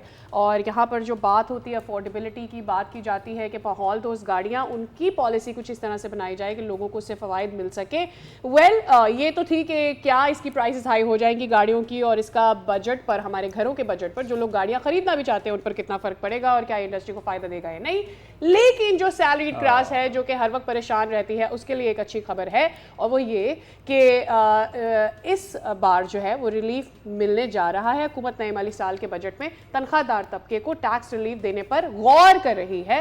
ताहम IMF शराइत के बाइस हुकूमत के लिए बड़े पैमाने पर रिलीफ देना आसान तो नहीं होगा, लेकिन अलबत्ता ये खबरें ज़रूर आ रही हैं कि कोशिशें की जा रही हैं कि सैलरीड क्लास को किसी तरह से रिलीफ दिया जा सके। अब वो रिलीफ किस तौर से होगा ये देखना बाकी है। अच्छा, इस हवाले से हम लोग मज़ीद जो है वो बात करेंगे नासिर हुसैन से, जो तर्जुमान हैं सैलरीड क्लास अलायंस पाकिस्तान के। नासिर हुसैन साहब, खुशामदीद आपको प्रोग्राम में and very good morning. Nasir sahab, and thank you very much. Thank you so very much for joining us. Nasir sahab, ये बताइएगा कि एक्सपेक्ट ये किया जा रहा है कि इस बार थोड़ी सी आसानी हो सकता है, टैक्सेस में हो सकता है, अब मुझे समझ में नहीं आ रहा कि एक तरफ खबरें आ रही हैं कि सेल्स टैक्स बढ़ने जा रहा है, तो यहाँ से निकाल कर वहाँ वाला मामला है, या आपके पास कोई इंसाइट है तो हमें बताइए। देखिए, इनसाइट की तो बात नहीं है, बात सर ये कि सैलरीड क्लास अलायंस पाकिस्तान पिछले 2-3 सालों से इस मामले पे अपनी गुजारिशात पेश कर रहा है कि for the last 3-4 year tax बहुत ज़्यादा बढ़ा दिया गया सैलरीड क्लास पे। और देखिए, सैलरीड क्लास ही वो क्लास होती है जो सबसे ज़्यादा स्पेंडिंग करती है, जिससे पूरे मुल्क की इकोनॉमी भी चलती है। बिल्कुल। लेकिन अगर उनके लिए मुश्किलात बढ़ेंगी, टैक्स बढ़ेगा, डिस्पोजेबल इनकम कम होगी, तो फिर जाहिर सी बात है वो ना मुल्क की GDP में कंट्रीब्यूट कर पाएंगे, बल्कि लोग फिर मुल्क छोड़ के भी जा रहे हैं। तो बिल्कुल ये बातें जरूर सुनने में आ रही हैं कि 2 से 3 लाख वाले जो स्लैब पे लोग होंगे पर मंथ सैलरी वाले, उनको कम किया जा रहा है। हायर जो थ्रेशोल्ड 35% कहा जाता है, 4.1 मिलियन पर एनम सैलरी के बाद, उसको भी कम किया जा रहा है और सरचार्ज भी इंशाल्लाह कम होगा। पिछले साल सिर्फ 1% कम हुआ था, इस साल एक्सपेक्टेड है कि और ज़्यादा कम हो जाए। सही। तो नासिर हुसैन साहब, ये हम तवक्कुआत कर सकते हैं कि जो सैलरी पर्सन हैं उनके लिए ये रिलीफ साबित होगा, क्योंकि हम देखते हैं कि बिजली के बिल महंगे हो जाते हैं, गैस की प्राइसेस, फ्यूल की प्राइसेस, अभी हम थोड़ी देर पहले गाड़ियों की बात कर रहे थे, तो गाड़ियों की प्राइसेस मतलब हर तरफ महंगाई है। अगर एक छोटा सा एक चंक अगर टैक्स का कम हो जाएगा सैलरी से, तो क्या हम इसको सैलरी क्लास के लिए कोई बेहतरी मान सकते हैं? जी बिल्कुल, देखिए जिस तरह की सूरत हाल है उसमें हम यही तवक्को कर रहे हैं कि गवर्नमेंट इसको कंसिडर करेगी और उसके साथ साथ कोई ऐसा मेजर ना लिया जाए जिससे ओवरऑल महंगाई बढ़े और चीजों की कीमतें बढ़े। जैसे सेल टैक्स रेट बढ़ाने की बात हो रही, मेरे ख्याल में जो भी शख्स इस मुल्क में इनकम कमा रहा है उसको ड्यू टैक्स अपना देना चाहिए। अगर सैलरी क्लास पूरे साल में 600 अरब रुपए का टैक्स देती है, तो रिटेलर होलसेलर को भी अपना ड्यू इनकम टैक्स देना चाहिए। आई थिंक सब मिलकर टैक्स देंगे तो जो इस वक्त सैलरी क्लास में बर्डन आ रहा है वो कम होना चाहिए। राइट। क्या आप समझते हैं कि मेरा हुकूमत खुद तो कहती है कि जी सैलरीड क्लास सबसे ज़्यादा बोझ उठा रही है, टैक्सेस पे होते हैं, और मेरे ख्याल में सैलरीड क्लास के पास ऑप्शन भी मौजूद नहीं है, डायरेक्टली उनके टैक्सेस कट जाते हैं, बट उसके रिटर्न में सैलरीड क्लास को क्या मिल रहा है? क्या हुकूमत उस बारे में भी सोचना पसंद करेगी कि अगर इतना टैक्स एक सैलरीड क्लास देती है हमें सब मिलकर, तो उस सैलरीड क्लास को आप रिटर्न में क्या दे रहे हो उस टैक्स के बदले? जी बहुत अच्छी बात कही आपने, क्योंकि यही गुजारिश सैलरी क्लास अलायंस पाकिस्तान करती है कि देखें, जब आप इतना हायर टैक्स हायर लेवल पे टैक्स कर रहे हैं तो उसके अगेंस्ट बेनिफिट क्या मिल रहा है? क्या हमें ट्रांसपोर्ट का बेनिफिट मिल रहा है, पब्लिक ट्रांसपोर्ट, क्या पब्लिक एजुकेशन मिल रही है, क्या हेल्थ फैसिलिटीज मिल रही है? जनरली पब्लिक को देखें वो जाहिर सी बात है बहुत कम लेवल पर है और हर जगह मौजूद नहीं। तो अगर कोई भी इस मुल्क का तबका इतना ज्यादा टैक्स अदा करता है तो उसको उसके अगेंस्ट कोई बेनिफिट भी मिलना चाहिए। मेरे ख्याल में जहां ये जो ज्यादा टैक्स दे रहे हैं उनके लिए कुछ ना कुछ इंसेंटिव होना चाहिए मुख्तलिफ गवर्नमेंट फैसिलिटीज में। उसके अलावा सैलरी क्लास को कुछ ना कुछ एक्सपेंसेस भी अलाउ होने चाहिए अपनी टैक्सेबल इनकम कैलकुलेट करने के लिए। They are spending lot of money even to reach their offices, तो जिस तरह बिजनेसमैन को अलाउड है सैलरी क्लास को भी कुछ अलाउ होना चाहिए। अच्छा, तो इसमें हम लोग देखते हैं कि दीगर ममालिक में टैक्स देना बहुत अच्छी बात है, मैं सपोर्ट करता हूँ इस चीज़ को, लेकिन टैक्स के अगेंस्ट जो सैलरीड पर्सन है, जो तनख्वाहदार तबका है, वो क्या एक्सपेक्टेशंस रखता है गवर्नमेंट से कि गवर्नमेंट उनके लिए क्या करे, जबकि हम लोग दीगर ममालिक जिनकी हम लोग मिसालें देते नहीं थकते, वहाँ पे न सिर्फ टैक्स लिया जाता है, अच्छी खासी टैक्स की अमाउंट ली जाती है, लेकिन रिटर्न भी किया जाता है लोगों को। जी बिल्कुल यही बात है। अगर हम 30-40% तक लोगों को टैक्स कर रहे हैं हायर इनकम पे, और इवन कम इनकम पे भी 20 से 25% लोग टैक्स दे रहे हैं अपनी तनख्वाह पे, तो उसके अगेंस्ट लोगों की तवक्कुआत हैं कि उनको गवर्नमेंट की तरफ से अच्छी ट्रांसपोर्टेशन की सहूलियात मिलेंगी, अच्छी हेल्थ की सहूलियात मिलेंगी, कि they can go to public hospitals, जो अपने प्यारों को लेके जाके इलाज करा सके, उनको एजुकेशन की अच्छी फैसिलिटीज मिलेगी कि उनको प्राइवेट स्कूल्स में इतनी भारी भारी फीसें देकर अपने बच्चों को ना पढ़ाना पड़े। देखिए ये सब चीजें होंगी, अगर एक्सपेंसेस भी कम होंगे तो लोग ज्यादा और कंट्रीब्यूट कर पाएंगे, और ज्यादा कहते हैं ना कि एक ईज लाइफ होगी, लोग और प्रोडक्टिविटी की तरफ जाएंगे, जो इवेंचुअली मुल्क की तरक्की में फायदेमंद साबित होगा। लोग मुल्क छोड़ के नहीं जाएंगे। देखिए अच्छे दिमाग अगर मुल्क छोड़ के चले जाएंगे तो यहाँ इदारों को, ब्यूरोक्रेसी को, अदलिया को कौन सपोर्ट करेगा? ऑल राइट, बहुत शुक्रिया नासिर साहब आपके वक्त के लिए। पर हुकूमत के लिए सोचने का वक्त है कि सैलरी क्लास जो इतना ज़्यादा टैक्स दे रही है उसको उसका रिवॉर्ड क्या मिल रहा है, और क्या वो रिवॉर्ड जो है वो उनके लिए इतना ज़्यादा अट्रैक्टिव है कि वो टैक्स देने को और ज़्यादा इनकरेज करें। यहाँ पे वक्त हो गया ब्रेक का। Will see you after this.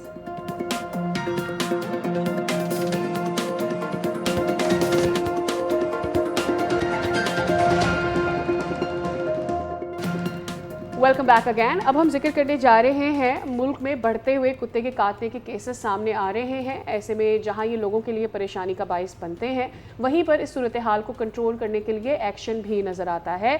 तो सिंध हुकूमत ने एंटी रेबीज़ और डॉग बाइट केसेस से मुतालिक एक खुसूसी अवामी आगाही मुहिम इस वक्त शुरू कर दी है। इस सेगमेंट में हम ये जानने की कोशिश करेंगे कि हुकूमत की जानिब से सिर्फ इलाज ही नहीं बल्कि रोकथाम के लिए भी क्या अमली इकदाम उठाए जा रहे हैं ताकि ख़ास करके बच्चों को और बुजुर्गों को प्रोटेक्ट किया जा सके। और इस हवाले से अस्पतालों में वैक्सीन की दस्तयाबी की क्या सूरत हाल है और आवाम को बर वक्त जो रहनुमाई है वो कैसे फराहम की जा रही है।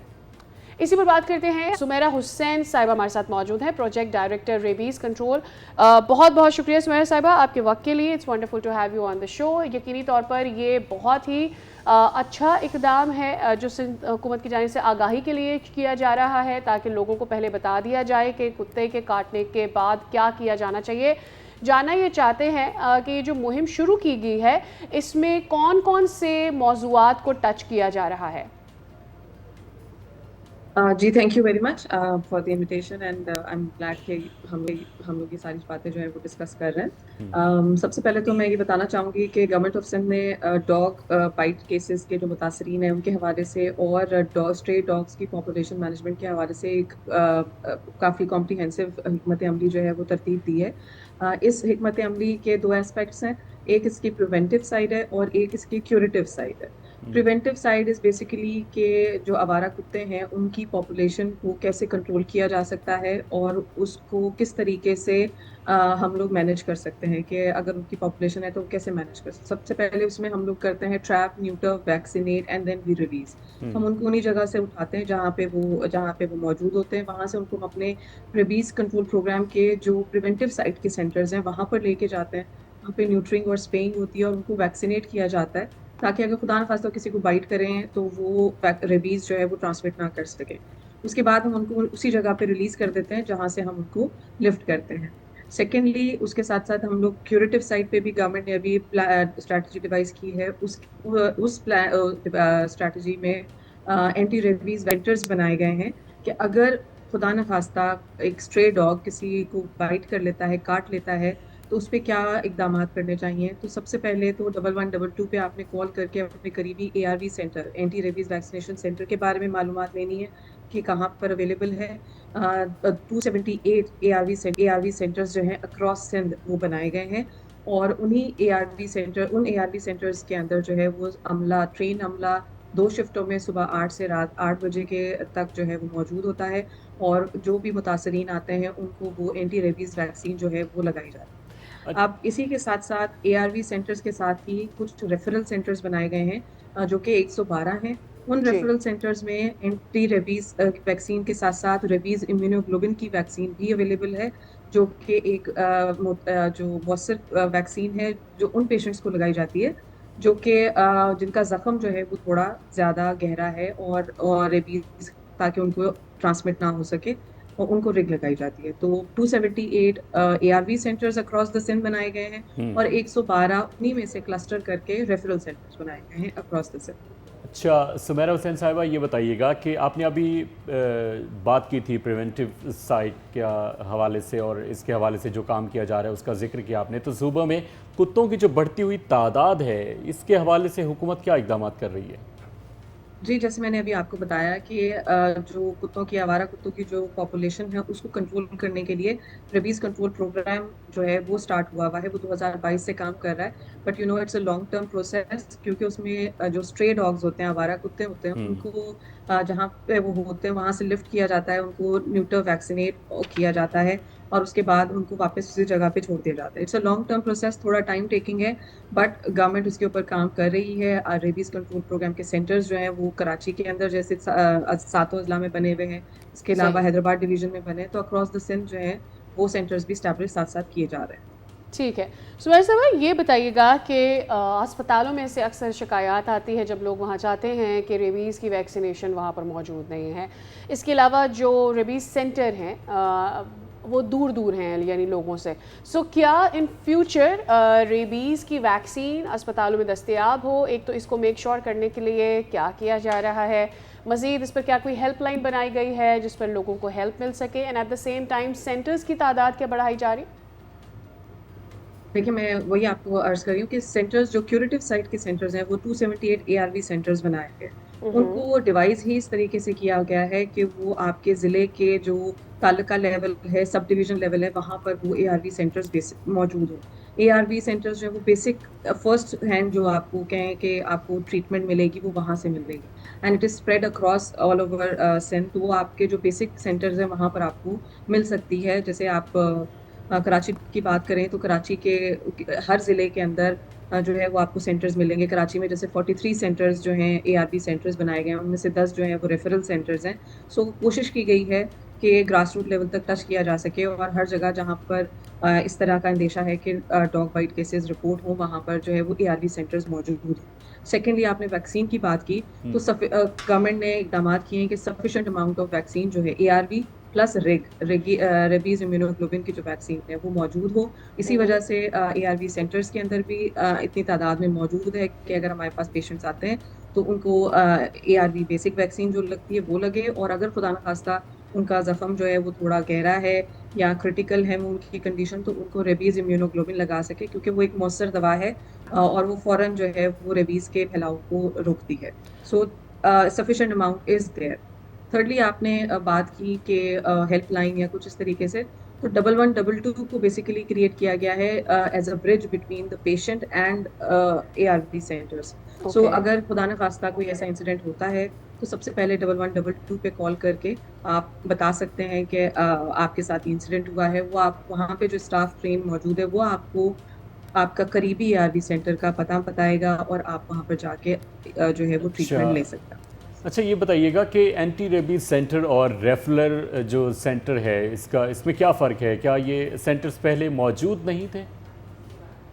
जी, ARV सेंटर्स जो हैं ये ARV centre anti rabies vaccination centres और रेफरल सेंटर्स में फ़र्क यही है कि ARV सेंटर्स जो हैं वो हमने आपके सब डिवीज़न लेवल पे जैसे आपके बेसिक हेल्थ यूनिट्स में बनाए गए हैं और वो 278 है। वहाँ पे आपको बेसिक ट्रीटमेंट मिलेगा और उन्हीं जगहों पे क्लस्टर करके, जैसे अगर एक सब डिवीज़न है उसके अंदर 10 ARV सेंटर्स हैं तो उनमें क्लस्टर करके कोई 1 से 2 जो है वो रेफरल सेंटर बनाए गए ताकि वहाँ पर रेबीज़ इम्यूनोग्लोबिन जो वैक्सीन है उसकी अवेलेबिलिटी जो है वो मौजूद हो और उसको यकीनी बनाया गया है। सो बेसिकली ARV में से ही रेफरल सेंटर्स जो हैं बनाए गए ताकि वहाँ पे रेग की अवेलेबिलिटी मौजूद। सेकेंडली, जो है ये पहले मौजूद थे, लेकिन इस तरीके से मतलब इनको अब बाकायदा WHO के स्टैंडर्ड्स के हिसाब से बनाया गया है कि वहाँ पर बेसिक फैसिलिटीज़ जो है वो मौजूद हो कि अगर कोई पेशेंट आए तो आप उनको पता हो कि इसके साथ करना क्या है, किस तरीके से, और ट्रेन स्टाफ भी अभी किया गया है। सारा स्टाफ वहाँ पे WHO के स्टैंडर्ड्स के हिसाब से ट्रेंड है और सबसे पहले जैसे उनको बताया गया है कि भैया आप जो भी मरीज आए उसको सबसे पहले अपने जख्म को 20 मिनट तक आपने वॉश करना है, सिंपल साबुन के साथ वॉश करना है, उसके बाद रेबीज की वैक्सीनेशन को लगाई जाएगी। ठीक है। अब अगर आप हमें ये बता सकें कि जो आवाम इन सेंटर्स के बारे में जानना चाहते हैं कि उनके करीबी या जिस सेंटर तक वो जाना चाह रहे हैं उसकी डिटेल्स लेना चाह रहे हों, तो सबसे आसान ज़रिया उनके लिए क्या हो सकता है? बिसाइड्स क्या कोई पोर्टल अवेलेबल है या वेबसाइट अवेलेबल है जहाँ से और जितनी भी इंफॉर्मेशन चाहिए उनको कन्वीनियंटली मिल जाए? जी बिल्कुल 1122 जैसे बताया गया कि वो अवेलेबल है। उसके बाद एक डैशबोर्ड डेवलप किया जा रहा है। उस डैशबोर्ड का वो यही है कि हमें रियल टाइम डेटा भी मिल सके कि जो भी मरीज़ आ रहे हैं वो कितने आ रहे हैं, किन तादाद में आ रहे हैं, और हमारे पास एक डेटा हम उसको कंपाइल भी करें फॉर द फ्यूचर स्ट्रैटेजी, उसको स्ट्रैटेजी बनाने के लिए। सेकेंडली एक वेबसाइट है www.arbcentersin.netlify.app। इस वेबसाइट पे जाके आप अपने करीबी ARV सेंटर को जो है वो देख सकते हैं कि कहाँ मौजूद है आपके इलाके में, और वो वहाँ पे आपको अक्रॉस द सिंध भी सारे सेंटर्स की डिटेल मिलेगी। आप अपना करीबी सेंटर देखना चाहें वहाँ पर भी आपको ये डिटेल्स मिलेगी। सही। अच्छा, इस हवाले से ये बताइएगा कि क्या कोई आगाही मुहिम चलाई गई हो? किस तरह से मतलब ये मालूमात जो फराहम की जा रही हैं आपके हवाले से कोई तरीक़ाकार? देखिए आगाही मुहिम तो एक तो हम जो है वो इस तरह जैसे मैं आपको आके बता रही हूँ, मीडिया के थ्रू बताया जा रहा है। उसके अलावा न्यूज़पेपर्स के थ्रू बताया जा रहा है। सेकेंडली हमारी वेबसाइट्स पे अवेलेबल है सारी इंफॉर्मेशन। थर्डली जो है वो जैसे रेबीज़ कंट्रोल प्रोग्राम की अपनी वेबसाइट है। क्यूरेटिव साइट पे जैसे अभी हम लोग ये काम कर रहे हैं तो इसकी भी वेबसाइट पे डिटेल्स अवेलेबल हैं। सो एक तशहीरी मुहिम गवर्नमेंट ने स्टार्ट की है। उसका पर्पज़ यही है कि लोगों को आगाही मिले और पता चले कि अगर खुदा न खास्ता किसी को स्ट्रे डॉग बाइट कर लेता है तो उनको सबसे पहले कहाँ जाना चाहिए और किस तरह के प्रिवेंटिव मेजर्स जो है वो करने चाहिए। ठीक है, बहुत शुक्रिया सुमेरा साहिबा आपके वक्त के लिए, और उम्मीद करते हैं कि सिंध हुकूमत के सिर्फ से लोगों को मदद भी हासिल हो सके और ख़ास करके रेबीज़ के जो केसेस सामने आ रहे हैं उनमें कमी हो और लोगों को वैक्सीन दस्तयाब हो सके जिसकी उनको तलब होती है। और यहाँ पर हम ले रहे हैं एक ब्रेक। स्टे विद अस।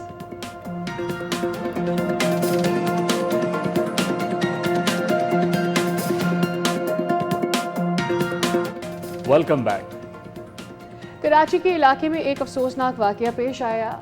पहले इसके हवाले से कई सारे मामलात को देखा जा रहा था कि असल में मसला क्या है और कुछ क्लैरिटी नहीं आ रही थी, लेकिन बाद में ये केस जब आगे बढ़ा तो इसका मौमा भी हल हो गया और पता ये चला कि जो खातून हैं उनकी जानिब से अपने शौहर को, जिनका नाम हमज़ा बताया जा रहा है, जिनकी फंदा लगी लाश मिली थी, उनको कत्ल किया गया है। इसके अलावा गुज़िश्ता दिनों हमने देखा कि एक और वाक़या पेश आया जो कि क्वेटा के सिविल अस्पताल की डॉक्टर के साथ पेश आया, जिनके ऊपर तेज़ाब फेंका गया। और तेज़ाब गर्दी एक ऐसी चीज़ है पाकिस्तान में जहाँ आए एक दिन छोड़कर एक दिन आपको इस तरह के एसिड फेंकने के वाक़यात नज़र आएंगे, जिससे पता ये चलता है कि ये हमारा माशरा जो है ये किस तरफ जा रहा है। दोनों जानिब अगर आप ख़ातीन को भी देखें तो आपको एक फ्रस्ट्रेशन, एक डेस्परेशन नज़र आती है, और अगर मर्द हज़रात में भी देखें तो आपको टॉलरेंस की कमी नज़र आती है। और इसी सारे मामलात के बाद अरूसा तालिब हमारे साथ मौजूद हैं जो कि माहिर नफ्सियात हैं। अरूसा साहबा, thank you so much for giving us your time for the studio. Thank you so much. ये हम देख रहे हैं कि ऑब्वियसली हम ज़्यादातर ख़ातीन की बात करते हैं क्योंकि ज़्यादातर जो जुल्म हम देखते हैं, इस तरह के वाक़यात होते हैं, वो ख़ातीन के लिए होते हैं और ख़ातीन के ख़िलाफ़ हो रहे होते हैं। लेकिन अब ये कोरंगी वाला भी एक वाक़या है जिसमें ख़ातून ने अपने शौहर को मारा। सोसाइटी के हवाले से मैं या एक आम आदमी क्या समझे, क्या ये इंटॉलरेंस है या व्हाट इज़ एग्जैक्टली हैपनिंग कि इस तरह के वाक़यात हम आए दिन सुन रहे हैं? सो देखिए, सबसे पहले हमें ना पूरा बेसिक समझना होगा कि हमारा माशरा, हमारी सोसाइटी, पाकिस्तानी माशरे की पूरा एक पैराडाइम शिफ्ट से गुजर रही है, जहाँ पे हम मोर एंड मोर अर्बनाइज हो रहे हैं, जहाँ पे हम बाहर के ट्रेंड्स को उठा रहे हैं, जहाँ पे हमारे खाने पीने की फैमिली इक़दार में तब्दीली आ रही है, और उसके लिए हमारे मुल्क तैयार नहीं था, लोग तैयार नहीं थे। उसकी वजह से हुआ ये कि यहाँ पे एक इतनी डिस्पैरिटी आ गई है, जो अमीर है वो बहुत अमीर है और जो गरीब है वो बेसिक सतह से भी बहुत नीचे आ गया है। ये जो नाहमवारी और जो इनइक्वालिटी हमारे यहाँ आई, उसने आप देखें लाखों कराची का आवाम इस वक्त अनएम्प्लॉयड है, उनके लिए अपॉर्चुनिटीज़ ही नहीं हैं, ना उनको इक्वल अपॉर्चुनिटीज़ जॉब्स के लिए हैं, ना उनके लिविंग स्टैंडर्ड्स में वो है। इसके अलावा आप देखें किसी भी माशरे में अगर आपने देखना हो कि वो कैसा जा रहा है, तो दो इंडिकेटर्स हैं ना, एक वायलेंस कितना है वहाँ पे और एक ट्रॉमा से कितना गुजरते हैं। अब ये दोनों चीज़ें बेसिक इंडिकेटर्स हैं जो बता रहे हैं हमारी ज़हनी सेहत किधर जा रही है। सो ऑल पूरी दुनिया में हम बात करते हैं, हम कहते हैं कि 4 में से 1 शख्स को कोई ना कोई ज़हनी स्ट्रेस का आर्जा है और इलाज की ज़रूरत है। कराची में ये स्टैट्स इवन वर्स हैं। जैसे 1 in 3 would need mental health support. So अब आप हर 3 में से एक शख्स को ज़रूरत है जो कि डायग्नोज नहीं है। हालात इतने ख़राब हैं हमारे यहाँ सर्विसेज की मौजूदगी के और अवेलेबिलिटी ऑफ डॉक्टर्स।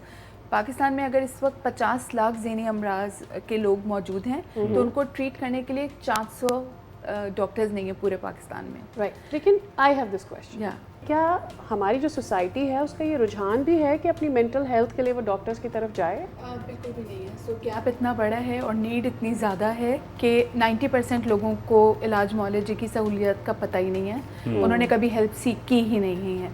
सो आप देखें पूरे पाकिस्तान में 8 से 10% लोग हैं जिनको ये सहूलियात मैसर हैं, चाहे वो पे कर सकते हो या वो पे ना कर सकते हो। हमारे पास गवर्नमेंट हॉस्पिटल्स में भी सेटअप्स मौजूद हैं, बट लोगों को आगाही नहीं है। होता यही है वो आगाही हमें क्यों नहीं है? क्योंकि हम हर रोज़ रोड रेज देख रहे हैं, हम हर रोज़ वायलेंस देख रहे हैं, हम ट्रॉमा देख रहे हैं रोड्स के ऊपर, बट हमें समझ नहीं आ रहा कि ये सब इंडिकेट कहाँ कर रहा है और किस तरफ हमें लेके जाना चाह रहा है। सो कहाँ indicate? The beginning you as you said कि हम इस चेंज के लिए रेडी नहीं थे। व्हाट इज़ दैट चेंज जिसके लिए हम तैयार नहीं थे? सोशल मीडिया का कितना ज़्यादा किरदार है, लोग अक्सर बात करते हैं इस बारे में। सो अभी तो ये जो जेन जी और जेन अल्फा आ गए हैं और हम जिस मिलेनियल्स एंड बिफोर्स भी ताल्लुक रखते हैं, so I am raising my kids and I can see a difference कि मैं कैसे रेज हुई थी और ये कैसे रेज हो रहे हैं। सो ये जो डिफरेंस है, और आप देखिए पाम टॉप पे उनको सारी सहूलियात मौजूद हैं, हर चीज़ उनकी खाना फूड फेवरेट उनकी पसंद से आ जाती है 1 मिनट के अंदर। हमारे जैसे बच्चे तो स्ट्राइव करते थे इन चीज़ों के लिए। सो ये जो गैप फिल हुआ है और जो सोशल मीडिया ने हमारे साथ किया है, इट इज़ डेफिनेटली हर बंदा, आप देखिए फेसबुक पे देखते हैं या लिंक्डइन पे देखते हैं तो आपको पता चल रहा है कि सिर्फ लोग अच्छी चीज़ें डालते हैं और इतनी शदीद एग्जैजरेटेड डालते हैं। तो जो लोग एम्प्लॉयड नहीं है या जिनके पास वो सहूलियात मौजूद नहीं है, वो कितना डिसएडवांटेज फील करते हैं उन। और जहाँ पे ये डिस्पैरिटी है, जहाँ पे हमारा रोल होना चाहिए माशरे के हिसाब से, रिलीजियस एक्सट्रीमिटी आप देखें एक्सट्रीमिज्म हमारे यहाँ है, एंड उसके अलावा आप देखें एम्प्लॉयमेंट की जो अपॉर्चुनिटीज़ नहीं है। अच्छा, इन्होंने हमारी ये कब निकल गया हमारी सोसाइटी से कि बात करके मसले को हल किया जा सकता है? वो किसी भी किस्म का केस हो, दोनों केसेस को, और बहुत सारे बीइंग साइकियाट्रिस्ट आपके सामने बहुत सारे केसेस आते होंगे। Is it also because of social media we are so busy looking into our phones and tablets कि हमें सामने वाले की बात सुनने के लिए मेरे पास वक्त नहीं है। So if you disagree with me, I am not happy with it. या सो एग्जैक्टली। और क्या करें, हमारे बच्चों की ट्यूनिंग हो रही है, इनको इमीडिएट सेटिस्फैक्शन चाहिए। आप देखें एक रील आपको पसंद नहीं आ रही तो चंद सेकंड में आप फैसला करते हैं और आप आगे बढ़ जाते हैं और उससे बेहतर कंटेंट आपको मिलता जाता है ना। सो उसकी वजह से हमारी दिमाग की प्रोसेसिंग इतनी है कि I can't sit, I can't wait, I can think about things, I just have to rush on everything, जिसकी वजह से हम बहुत तेज़ी का शिकार हैं और यही सब कुछ आपको रोड्स पे नज़र आता है। Right, thank you so much doctor sahiba, was wonderful to have you on the show. I am sure इससे बहुत सारे लोगों को मदद हासिल हुई होगी और बहुत सारे लोग जो कि मेंटल हेल्थ के लिए सीख करना चाह रहे हैं वो डॉक्टर्स के पास जाने के बारे में भी सोचेंगे। वेल, इसके साथ ही हमारे शो का वक्त भी हो गया है ख़त्म। मुलाकात होगी अब आपसे कल। दीजिए इजाज़त, खुदा हाफ़िज़।